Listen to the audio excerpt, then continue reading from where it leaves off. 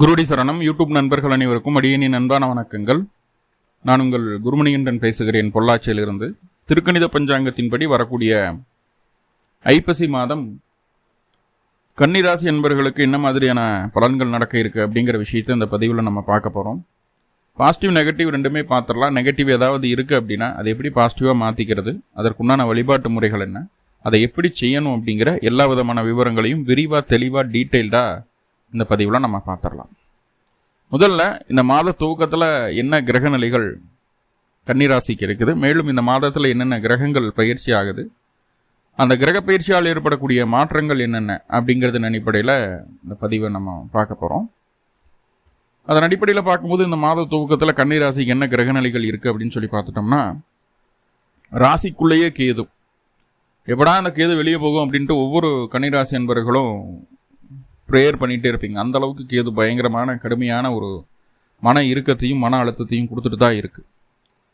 இது வெளியில் இருக்கிறவங்களுக்கு தெரியாது, ஆனால் உள்ளார மனதளவில் அதிகமாக பாதிக்கப்பட்டிருக்குது அந்த கன்னி அப்படிங்கிற சொல்லணும். முக்கியமாக அந்த உறவுகளினுடைய பிணைப்பில் ஒருத்தரும் எப்படி இருக்காங்க அப்படிங்கிற ஒரு விஷயத்தில் ரொம்ப கஷ்டப்பட்டுட்டு தான் இருக்குது. மனதளவில் ரொம்ப பாதிப்பு, நிம்மதி இல்லாமல் இருந்துகிட்ருக்கோம்.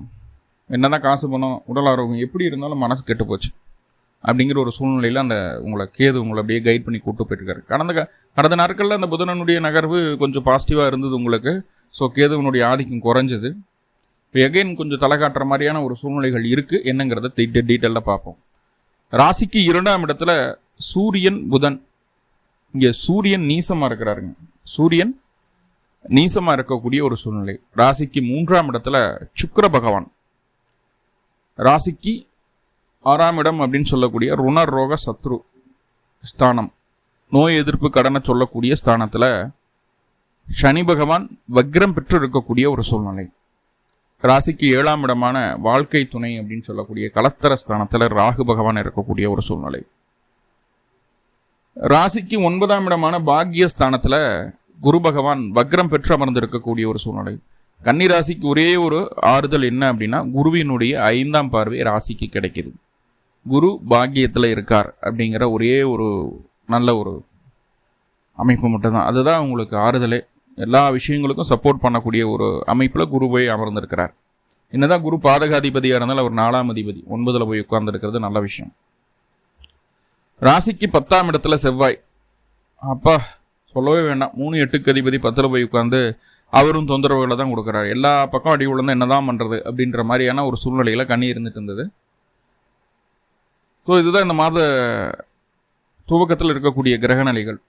மேலும் இந்த மாதத்தில் என்ன கிரகங்கள் பயிற்சி ஆகுது அப்படின்னு சொல்லி பார்த்துட்டோம்னா, முதல்ல ஐப்பசி மாதம் 1ஆம் தேதி 18/10/2024 அன்னைக்கு அந்த சூரிய பகவான் உங்களுடைய ராசிக்கு 12ஆம் அதிபதி ராசியிலிருந்து ராசிக்கு 2ஆம் இடமான துலா ராசிக்குள்ள பயிற்சி ஆகிறாரு.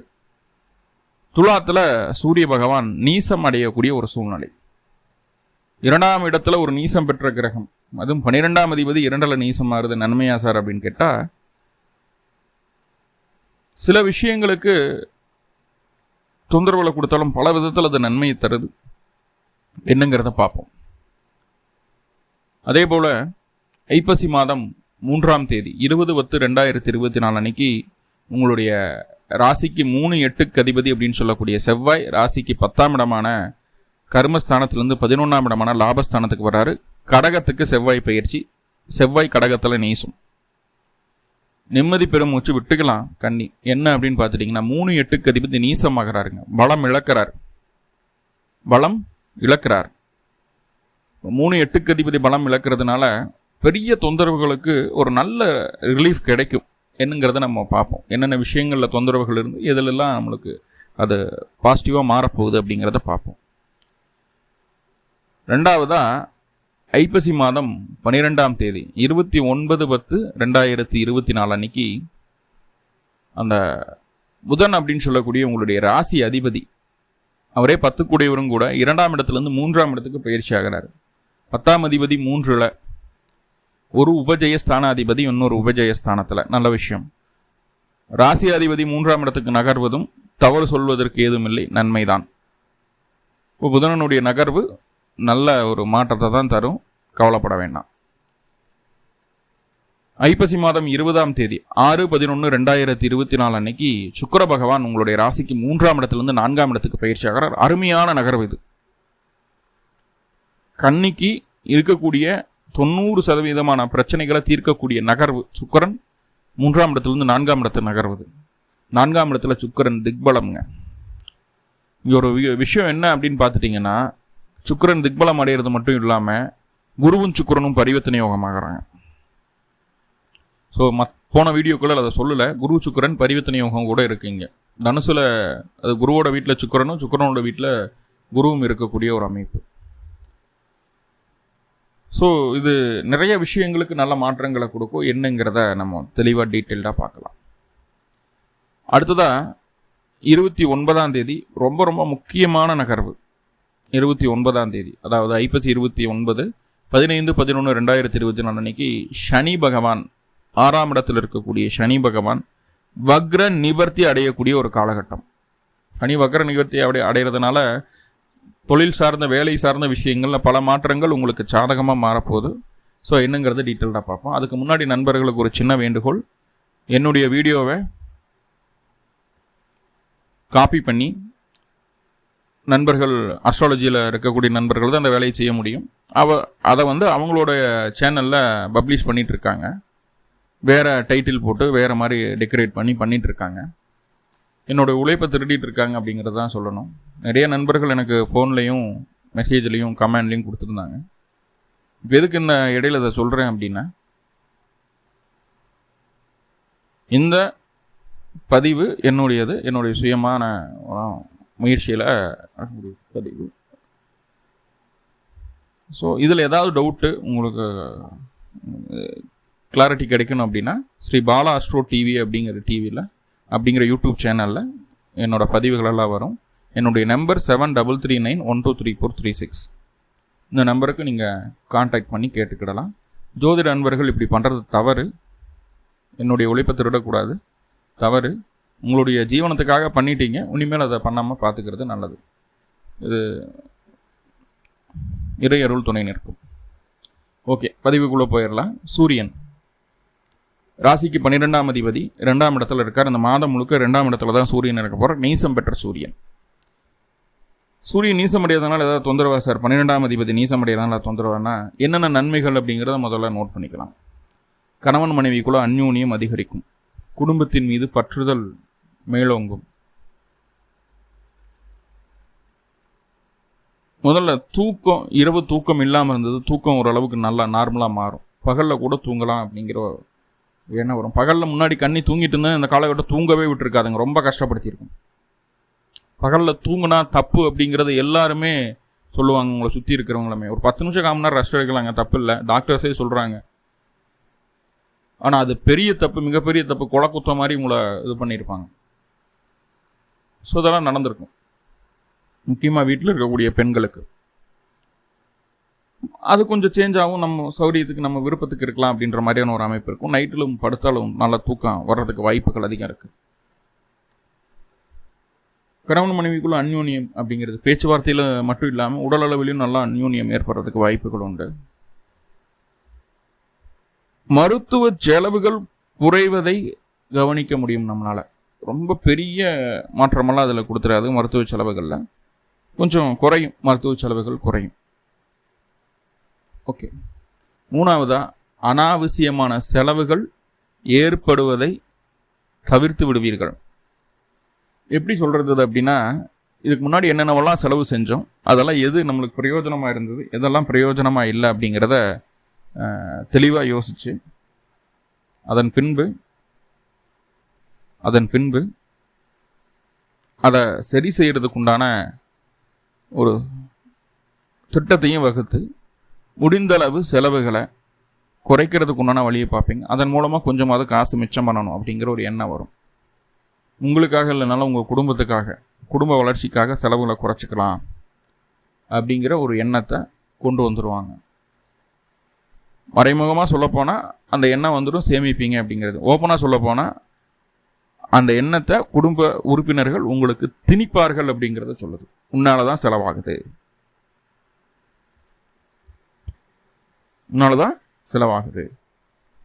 நீ இதெல்லாம் செய்யாமல் இருந்தீங்கன்னா குடும்பத்துக்கு எவ்வளோ மிச்சமாகும், எவ்வளோ பிரச்சனை இருக்குது பண்ணணும். உங்களுடைய நியாயமான கோரிக்கைகள் கூட அவர்கள் ஏற்றுக்கொள்ள மாட்டார்கள். இதே உங்களுடைய சுய சம்பாத்தியம் இருந்ததுன்னா யாரை பற்றியும் கவலைப்பட வேண்டியதில்லை சார். யாரை பற்றியும் கவலைப்பட வேண்டியது. உங்களுக்கு என்ன தேவைங்கிறத பார்த்து தெளிவாக தேர்ந்தெடுத்து செஞ்சுட்டு மீதி இருக்கிற பணத்தை மிச்சமும் பண்ணிடுவீங்க. தெளிவாக சிந்திப்பீங்க, தெளிவாக யோசிப்பீங்க, எதை செய்யணும் எதை செய்யக்கூடாதுங்கிற பக்காவாக இருக்கும், பர்ஃபெக்டாக இருக்கும், அவ்வளோ பிரச்சனையும் இல்லை. இதே அடுத்தவர்களுடைய சம்பாத்தியத்தில் நீங்கள் குடும்பத்துக்குள்ளே இருக்கீங்க அப்படின்னா உங்களால் தான் செலவு வரும்னு சுட்டி காட்டுவாங்க குடும்ப உறுப்பினர்கள். ஏன்னா 12ஆம் அதிபதி 2ஆம் இடத்துல வந்திருக்காரு, நீசமாக இருக்கார். முன்னாடி மறைமுகமாக சொன்னது வெளிப்படையாகவே பேசுவாங்க. ஸோ இது 2-12 காம்பினேஷன் இந்த விஷயங்களில் கொஞ்சம் கவனம். ஆனால் 2ஆம் இடத்துல நீசமாகும்போது அது நம்மளுக்கு கஷ்டமாக இருக்கும். ஆனால் அது நம்ம நியாயமான கோரிக்கைகளை தானே கேட்குறோம், இது கூட செய்ய மாட்டாங்களா அப்படிங்கிற ஒரு காழ்ப்புணர்ச்சி வந்துடும் குடும்பத்தின் மீது. கண்ணில் யாராவது உங்கள் குடும்பத்தில் இருந்தாங்கன்னா அவங்கள கொஞ்சம் அனுசரித்து போங்க, அவங்களுடைய நியாயமான கோரிக்கைகளை கேளுங்க, அவங்களுக்காக கொஞ்சம் மெனக்கெடுங்க, செலவு பண்ணுங்க அப்படிங்கிறத சொல்லிக்கிட்டுறேன். ஓகே, அடுத்து அந்த சூரியன் 2ஆம் இடத்துல இருக்கக்கூடிய சூரியன் என்ன செய்யுது அப்படின்னா குழந்தைகளுக்கு கண் எரிச்சல், கண்ணில் குப்பை விழுகிறது, தூசி விழுகிறது, எல்லா குச்சிக்கின்னு அதை வச்சு குத்திக்குவாங்க. குழந்தைகளுக்கு மட்டும் இல்லை, பெரியவங்களுக்கும் அப்படி தான் இருக்குது. ஸோ அந்த மாதிரியான ஒரு அமைப்புகள் சொல்லுது. அதே போல் இந்த சூரியன் 2ஆம் இடத்துல இருக்கிறதுனால உங்களுடைய பேச்சுக்கு மற்றவர்கள் மதிப்பு தரமாட்டார்கள். இவங்க என்னப்பா சொல்கிறாங்க, இவங்க சொல்கிறதெல்லாம் கேட்டுருக்கணும். நியாயமான ஒரு பேச்சுவார்த்தையே இல்லை, எல்லாம் இவங்களுக்கு சாதகமாக பேசிக்கிறாங்க அப்படின்ற மாதிரி இது இருக்கு. ஆனால் நம்ம நியாயத்தை தான் பேசுவோம், எல்லாம் உங்களுக்கு சாதகமாக பேசிக்கிறீங்க அப்படின்ற மாதிரி நம்மளை ப்ளேம் பண்ணுவாங்க. இந்த ஒரு விஷயம் இருக்குது. அரசியல் சம்மந்தப்பட்ட விஷயங்களில் ஏதாவது உங்களுக்கு வருமானம் தேவைப்படுது, அதுக்குண்டான முயற்சிகளை தான் எடுத்துகிட்டு இருக்கீங்க. ஒரு பென்ஷன் வர்ற மாதிரி இருக்கிறதோ, இல்லை ஒரு கிராஜுவிட்டி அமௌண்ட் வர்ற மாதிரி இருக்கிறதோ, அல்லது ஒரு என்ன சொல்கிறதுனா ஒரு மானியம் கிடைக்கிற மாதிரி இருக்கோ, இந்த மாதிரி அமைப்புகளுக்கு ஏதாவது முயற்சி எடுத்துகிட்டு இருக்கீங்க அப்படின்னா அது உங்களுக்கு சாதகமாகக்கூடிய ஒரு சூழ்நிலை. என்ன 1 லட்ச ரூபாய் எதிர்பார்த்த இடத்துல ஒரு 50,000 ரூபாய் கிடைக்கும், குறைச்சி கிடைக்கும், அதாவது 2-3 பகுதிகளாக கிடைக்கும். ஸோ அப்படி சொல்லுது. ஆனால் ஏதோ ஒரு வகையில் கவர்மெண்ட் மூலமா உங்களுக்கு பொருளாதார ரீதியான உதவிகள் இந்த காலகட்டம் பார்க்க முடியும் அப்படிங்கிறத சொல்லுது. குழந்தைகள் படிப்பில் கொஞ்சம் டல்லாகிடுவாங்க, விளையாட்டுலேயும் கொஞ்சம் டல்லாகிடுவாங்க, கொஞ்சம் ஸ்லோ டவுன் ஆன மாதிரி இருக்கும், கண் எரிச்சல் இருக்குன்னு சொல்லியிருந்தேன். கண் சிவந்து போயிடும், முக்கியமாக இடது கண். ஸோ அந்த விஷயங்கள் எல்லாம் கவனமாக இருக்கணும். அதே போல் குடும்ப உறுப்பினர்களில் ஒரு நபருக்கு தகுதி குறைபாடு, அவங்களுடைய கௌரவத்துக்கு பங்கம் வருவதற்கு வாய்ப்புகள் உண்டு. அது மாதிரியான செயல்களில் அவர்கள் ஈடுபடுவதால் எல்லாம் புரிஞ்சுக்குவாங்க. கௌரவ குறைபாடு, கௌரவ குலைச்சல் வர்றதுக்கு வாய்ப்பு உண்டு, அது மாதிரி செயல்களில் அவங்க ஈடுபடுறதுனால அப்படிங்கிறத சொல்லுது. ஓகே, அடுத்ததாக பார்த்துட்டிங்கன்னா செவ்வாய் 3-8க்கு அதிபதி ஐப்பசி மாதம் 3ஆம் தேதி 20/10/2024 அன்னைக்கு 10ஆம் இடத்துல இருந்து திக்பலமாக இருக்கக்கூடிய செவ்வாய் 11ஆம் இடத்துக்கு பயிற்சி ஆகிறாரு. 11ஆம் இடத்துல நீசம்.